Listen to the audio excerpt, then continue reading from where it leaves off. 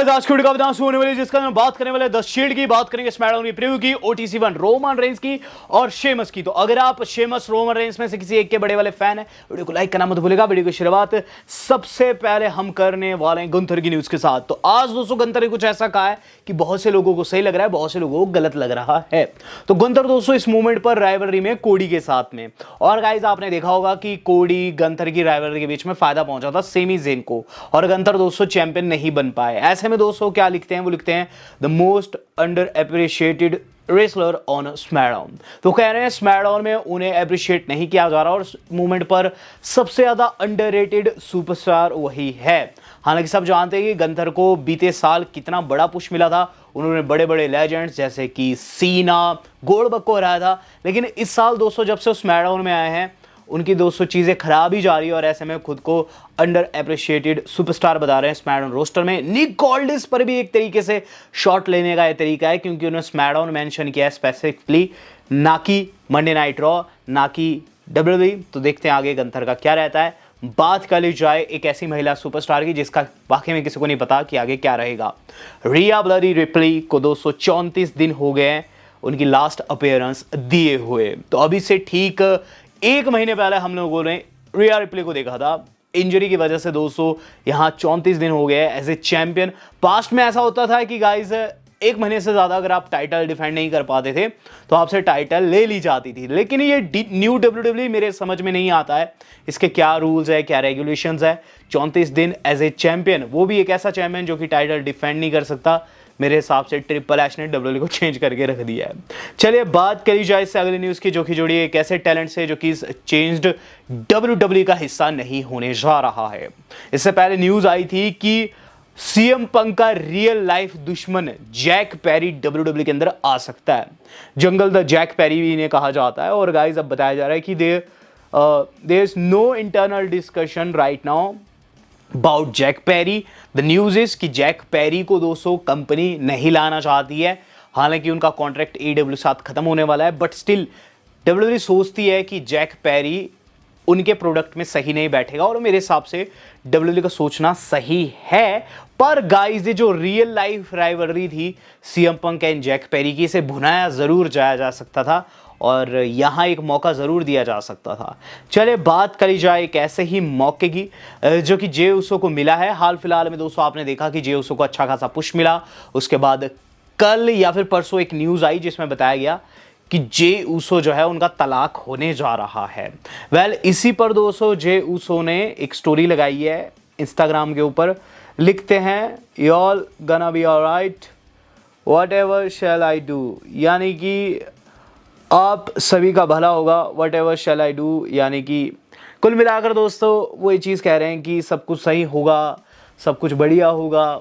कुल मिलाकर फैंस पर दोस्तों वो शॉट ले रहे हैं, पता नहीं क्यों। जे उसो को अपनी लाइफ पर फोकस करना चाहिए, ना कि फैंस के ऊपर, ना ही उनके ओपिनियंस के ऊपर। इस मूवमेंट पर दोस्तों जे उसो का बताया जा रहा है किसी NXT वुमेन सुपरस्टार के साथ लफड़ा था, जिसके चलते अब उनका तलाक होने जा रहा है उनकी वाइफ के साथ में। चलिए बात कर ली जाए इससे अगली न्यूज़ की। तो गाइस इससे अगली न्यूज़ आज की अपनी जुड़ी द ग्रेट वाइट शेमस से। तो शेमस पर दोस्तों काफ़ी अच्छी न्यूज़ आ रही है, क्योंकि शेमस को अभी से कुछ समय पहले डब्ल्यू वालों ने निकाल दिया है अपनी कंपनी से। निकाला तो क्या है, शेमस ने खुद से कहा है कि मुझे इतना कम पैसा नहीं दिया जाए, तो उन्होंने जाने का फैसला लिया है डब्ल्यू से।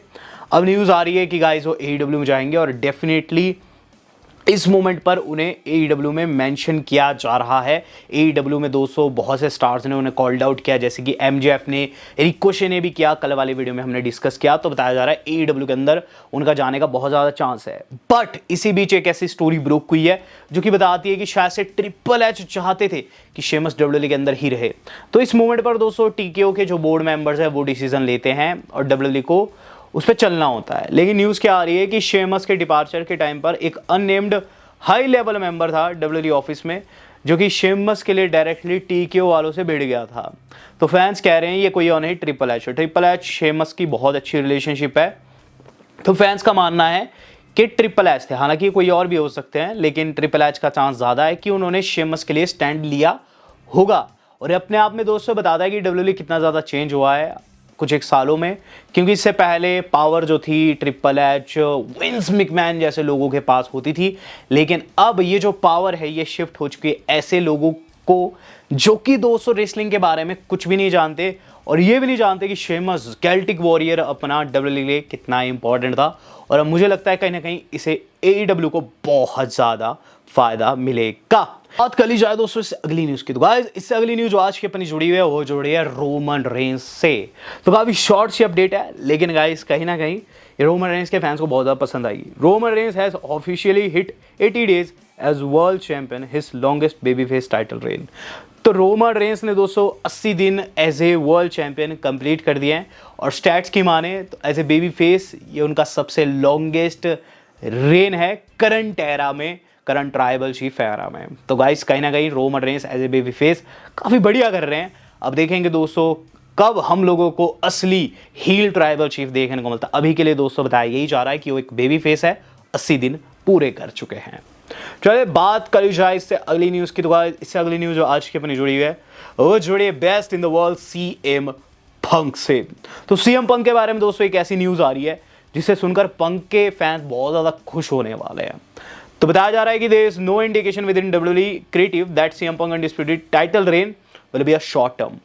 तो WWE इस मूवमेंट पर CM पंक को एक लेंथी रेन देने वाली ऐसा करके बताया जा रहा है। बिल्कुल भी डिस्कशन नहीं है इस बात के ऊपर कि समर स्लैम में पंक टाइटल ड्रॉप करे, और ऐसा इसीलिए क्योंकि पंक का कहीं ना कहीं यहाँ लौटना WWE को खासा फायदा पहुंचा रहा होगा। इवन दोस्तों न्यूज़ ये भी आ रही है कि इस मूवमेंट पर दोस्तों पुश किया जा रहा है CM पंक को कि पूरे साल वो चैंपियन बनते हुए आप लोगों को नजर आए, यानी कि इस साल बहुत कम चांस है CM पंक का टाइटल लूज़ करने का, और हो सकता है गाइज अगले साल ही वो टाइटल लूज़ करते हुए हम लोगों को नजर आए। तो CM पंक का ये जो अनडिस्प्यूटेड टाइटल रेन है काफ़ी लेंथी जाने वाला है, और इवन दोस्तों उन्होंने फोटो शूट भी कराया इस टाइटल के साथ में। पता नहीं क्यों ये टाइटल उनके ऊपर सबसे ज़्यादा सुंदर लग रहा है, पता नहीं क्यों, बट यहाँ दोस्तों CM पंक पर फब भी रहा है। और यहाँ पंक ने दोस्तों एक स्टोरी लगाई है जिसमें दोस्तों उन्होंने अपना नेक्स्ट स्केड्यूल बताया है। फुल टाइमर CM पंक आप लोगों को स्मैकडाउन रोस्टर में देखने को मिलेंगे, क्योंकि अभी दोस्तों आने वाले हैं 10 तारीख को ओक्लाहोमा सिटी में, देन दोस्तों 17 को, 26 को, और उसके बाद की भी दोस्तों आप डेट्स देख सकते हैं। काफ़ी दोस्तों लंबा स्केड्यूल है दोस्तों। वो ये जो टूर है समर स्लैम का, इसका भी वो हिस्सा होने वाले हैं। तो पूरा का पूरा दोस्तों जो उनका जुलाई है वो बुक्ड है और हर एक PLE का हिस्सा होने वाला है। इवन दोस्तों सैटरडेज नाइट मेन इवेंट के अंदर भी जो कि दोस्तों होने वाला है शायद से 24 तारीख को होगा, वहाँ भी दोस्तों उन्होंने खुद को कंफर्म कर दिया जो कि ऑकलैंड से लाइव रहेगा। तो CM Punk as a full timer wrestler बनकर आप लोगों को उभरते हुए नजर आएंगे। चलिए बात कर ली जाए इससे अगली न्यूज़ की। तो गाइज इससे अगली न्यूज़ जो आज की अपनी जुड़ी हुई है वो जुड़ी दोस्तों स्मैकडाउन के प्रीव्यू से। फास्ट स्मैकडाउन के प्रीव्यू को डिस्कस कर लेते हैं। इस बार की स्मैकडाउन दोस्तों अपने आप में काफ़ी ह्यूज है, क्योंकि दोस्तों इसके अंदर नया चैंपियन हम लोगों को देखने को मिलेगा रिंग के अंदर। तो best in the world CM पंक यानी कि दोस्तों हमारे चैंपियन जो है सबसे पहले किक ऑफ करते हुए नजर आएंगे स्मैकडाउन का। मैं नहीं जानता कौन उन्हें फेस करेगा, लेकिन मैं एक अजम्पशन लगा देता हूँ। मेरे हिसाब से दोस्तों वहाँ कोडी आएंगे, कोडी के पीछे पीछे हम लोगों को गंथर एंड सेमी ज़ेन भी देखने को मिल सकते हैं। हो सकता है इन तीनों के बीच में दोस्तों एक और ट्रिपल थ्रेट बने, या फिर हो सकता है डायरेक्ट दोस्तों कोडी एंड गंथर के बीच में दोस्तों नंबर 1 कंटेंडरशिप का मैच बने और सेमी अटैक कर दे CM पंक के ऊपर, जिसके चलते आगे जाकर इनका सैटरडे नाइट मेन इवेंट में मैच कंफर्म हो। इस चीज़ के चांसेस बहुत ज़्यादा है। देन दोस्तों जो अगली चीज़ हम लोगों को देखने को मिलेगी वो है गाइज हमारे अपने फिन बैलर का मैच। तो फिन बैलर टामा टोंगा को कल फेस करने वाले। फिन बैलर का हाल फिलहाल में एक इंटरव्यू हुआ जिसके अंदर वो कहते हैं कि अब वो पैसे के लिए नहीं लड़ते, अब वो फैंस के लिए लड़ते हैं। तो इसके बयान से, मतलब फिन के बयान के बाद से ही दोस्तों काफ़ी सपोर्ट आ रहा उन्हें। मेरे हिसाब से इसमें फिन बैलर जीत सकते हैं। देन दोस्तों हम लोगों को देखने को मिलेगा trick Williams versus कार्मेलो hedge. Yes guys ये काफ़ी ताबड़तोड़ समा मेन इवेंट है और गाइस देखना होगा इसके अंदर क्या कुछ रहता है। देन दोस्तों जो अगली चीज़ हम लोगों को देखने को मिलेगी वो है गाइस अपना main event of the evening. ये दोस्तों हो भी सकता है, नहीं भी हो सकता है। दरअसल ओबा फेमी को कल स्मैकडाउन के लिए एडवर्टाइज किया गया है। यस गाइस बहुत से रूमर्स की माने तो शायद से वो डार्क मैच का हिस्सा हो सकते हैं, बट अगर दोस्तों यहाँ कुछ सरप्राइज करने का डब्ल्यूडब्ल्यूई का प्लान है, हो सकता है ओबा फैमी वहां फिर से प्रोमो कट करते हुए नजर अचानक से आ जाए द बीस्ट ब्रॉक लेसनर और एक तगड़े वाला F5 उन्हें रसीद कर दे, क्योंकि लेसनर को दोस्तों काफी टाइम हो गया हमने नहीं देखा है, 1.5 हफ्ता होने को आया है। तो यहाँ दोस्तों स्मैकडाउन में एक बड़ा सरप्राइज दिया जा सकता है। और गाइस समर स्लैम चूंकि लेसनर के गढ़ में होने वाला है, तो कहीं ना कहीं दोस्तों कुछ बड़ा डब्ल्यूडब्ल्यूई कल की स्मैकडाउन के अंदर प्लान कर रही है। चलिए अब बात कर ली जाए उस अपडेट की जो कि कहीं ना कहीं WWE का फ्यूचर निर्धारित करती है और ये चीज बताती है कि सूनर जल्द हम लोगों को द शील्ड फिर से कंपनी में देखने को मिलेगी। तो सब जानते हैं इस मोमेंट पर डीन एम्ब्रोस को मेंशन नहीं किया जा रहा है। इवन दोस्तों अगर आप देखेंगे तो रॉ के प्रोमोज में सेथ भी बचते हुए नजर आ रहे हैं। ये चीज कहते हुए दोस्तों रुक जाते हैं जब भी वो शील्ड को मेंशन करते हैं। उनका मन तो करता होगा कि जॉन मॉक्सली का नेम ड्रॉप करे, पर वो चाहकर भी ऐसा नहीं कर पाते। माइकल कोल को भी निर्देश है, इसीलिए दोस्तों रोमन रेंस भी हम लोगों को डीन एम्ब्रोस को मेंशन करते हुए नजर नहीं आ रहे इस होल राइवलरी में। और पूरी राइवलरी की खूबसूरती यह है कि पूरी की पूरी राइवलरी जो है बनी हुई है डीन एम्ब्रोस के इर्द गिर्द। डीन एम्ब्रोस का यहां मेंशन ना किया जाना कहीं ना कहीं इस राइवलरी को अधूरा बनाता है, क्योंकि जब बात लगती है शील्ड की, जब बात लगती है शील्ड का हर एक दरवाजा बंद करने की, तो डीन का नाम तो आना ही चाहिए, क्योंकि वो 2 नहीं वो 3 शख्स थे जिन्होंने दोस्तों डब्ल्यूडब्ल्यूई की हिस्ट्री चेंज की थी। डब्ल्यूडब्ल्यूई का दोस्तों जो प्रेसिडेंट है वो भी दोस्तों द शील्ड के कहीं ना कहीं ऊपर से होकर गुजरता। तो यहां दोस्तों मेंशन नहीं किया जा रहा है, बट एक चीज ऐसी हुई है आज जो कि कहीं ना कहीं पॉजिटिव है शील्ड प्रेमियों के लिए।